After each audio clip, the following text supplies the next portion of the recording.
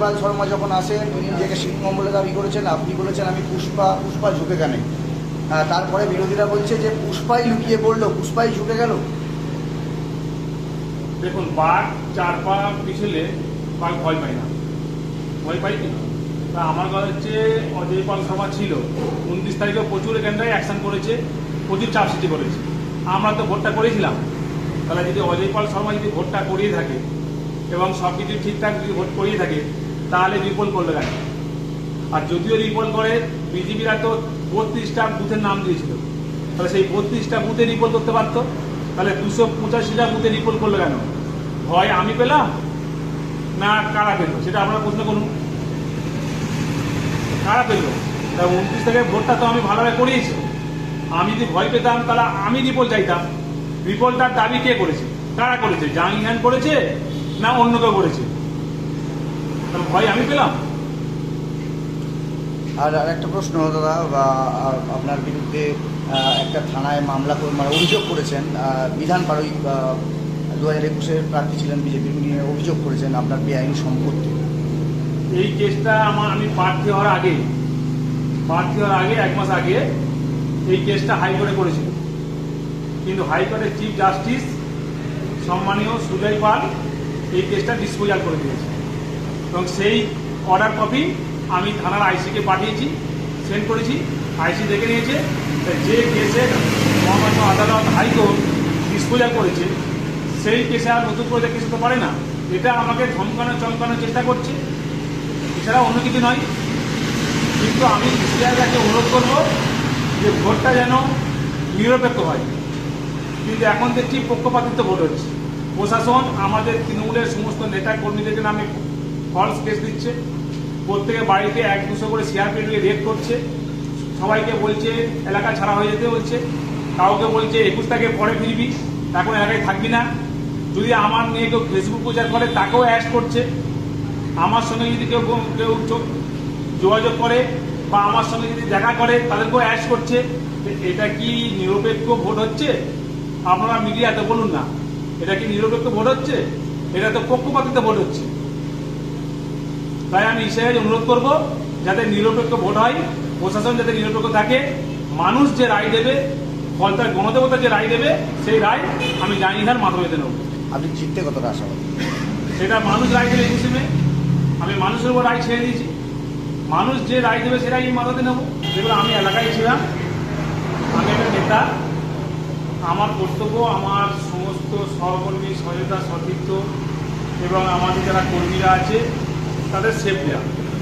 সরকার change হয়েছে, 4 তারিখে সরকার change হওয়ার পরে একটা যেটা স্বাভাবিক ঘটনা ঘটে পুরো রাজ্য জুড়ে হচ্ছে। তাই আমি অশান্তির মধ্যে যাব না বলে এবং ফলটাকে শান্ত রাখার জন্য যাতে অশান্তি না হয় তার জন্য আমি একটু ডিফেন্সিভ হয়ে গেলাম, যাতে ফলটা শান্তি থাকে, সুস্থ থাকে, ভালো লাগে। কারণ ফলটাকে আমি এতদিন ধরে ফলটাকে একটা স্মার্ট ফলতা করার চেষ্টা করেছি, ফলটাকে আমি শান্তি রাখার চেষ্টা করেছি, সুস্থ রাখার চেষ্টা করেছি। সেই ফলটা শর্ট টাইমে অশান্তি হোক বা কোনো দুর্ঘটনা ঘটুক সেটা আমি চাই না। তার জন্য আমি ঝড় আসলে কিছুক্ষণের জন্য একটু মাথা নিচু করি, সমুদ্রের ঢেউ এলে একটু মাথা নিচু করি, আবার ঢেউ চলে গেলে আমার মাথা উঠে। তাই একটা 4 তারিখের পরে একটা রাজ্য জুড়ে একটা ঝড় উঠেছে, সেই ঝড়ে আমরা একটু মাথা নিচু করিয়ে স্লো হয়ে গেছি। আবার ধীরে ধীরে আমরা 21 মে ভোট আছে, ইলেকশন আছে, আমরা আস্তে আস্তে আমরা প্রচার শুরু করবো। পার্টি অফিসটাও শুরু করেছি, অফিসটা শুরু করেছি, আস্তে আস্তে আমরা প্রচার শুরু করবো এবং 21 মে জন্য প্রস্তুতি আমরা নিচ্ছি। বলছি আর কয়েকটা দিন বাকি, এতদিন আপনি প্রচার সারেননি, এই কটা দিনের মধ্যে কি প্রচার কমপ্লিট করতে পারবেন? আমি 29 এপ্রিল আগে 15টা অঞ্চলে 15টা জনসভা করেছি এবং 15টা অঞ্চলে র্যালি করেছি। 261খানা বুথে আমি নিজের সশরীরে উপস্থিত হয়েছি। তা আমার প্রচারের ব্যাপারে সাধারণ মানুষ জানে এবং আমি 15 বছর ধরে সার্ভিস দিচ্ছি, মানুষ সেটা আমাকে চেনে জানে বোঝে। আমি বহিরাগত নয়, আমি ফলতার ভূমিপুত্র, আমি ফলতার অলি গলিতে শুরু করে প্রত্যেকটা মানুষের সঙ্গে আমার আত্মার সম্পর্ক এবং আমার সঙ্গে মানে আত্মীয় সম্পর্ক আছে। প্রত্যেকে আমাকে জানে, আমিও প্রত্যেকে জানি, চিনি, বুঝি। আমরা একসঙ্গে এতদিন আমরা সংগঠন করেছি এবং মানুষের সঙ্গে সম্পর্ক তৈরি করেছি। তাই আমার বেশি প্রচারের প্রয়োজন হবে না, মানুষ সবাই জানে। তাই আমরা এই 6টা দিন মানুষের দরবারে যাব, কথা বলবো। আমার বেশি প্রচারের প্রয়োজন নেই। বা ফলতার গণদেবতা যে রায় দেবে সেই রায় আমি মাথা পেতে নেব।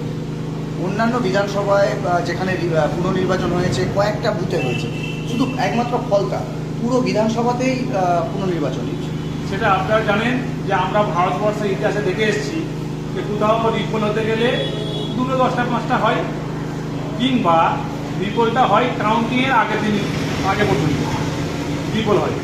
কিন্তু এই ব্যতিক্রমে আমি দেখলাম যে কাউন্টিংয়ের পরে 15-16 দিন পরে রিপোল করাচ্ছে। এটা তো সার্বিক আপনারা বুঝতে পারছেন যে যে সরকার আসবে সেই সরকারের পক্ষে রিপোলটা অনেকটা এগিয়ে যাবে। তাই এটা তো কোনো নিয়মের মধ্যে পড়ে না, কিন্তু ইসিআই যখন নিয়ম করেছে সেই নিয়মটা আমাদের মানতে দিতে হবে, কারণ আমরা ইসিআইয়ের বাইরে নয়, সংবিধানের বাইরে নয়। তাই আমরা আমাদের যখন ইসিআই নিয়ম করেছে 21 তারিখে রিপোল হবে, তো 21 তারিখ রিপোলের জন্য যেভাবে আমাদের প্রস্তুতি নিতে হয়, যেভাবে পদক্ষেপ নিতে হয়, যেভাবে আমাদের লড়াই নিতে হয় সেই লড়াইটা দেবো। এবং মানুষের ওপর আমি সম্পূর্ণ বিশ্বাস ভরসা রেখেছি। মানুষ ফলতার গণদেবতা যে রায় দেবে সেই রায় আমি মাথা পেতে নেব। বিরোধীরা বলছে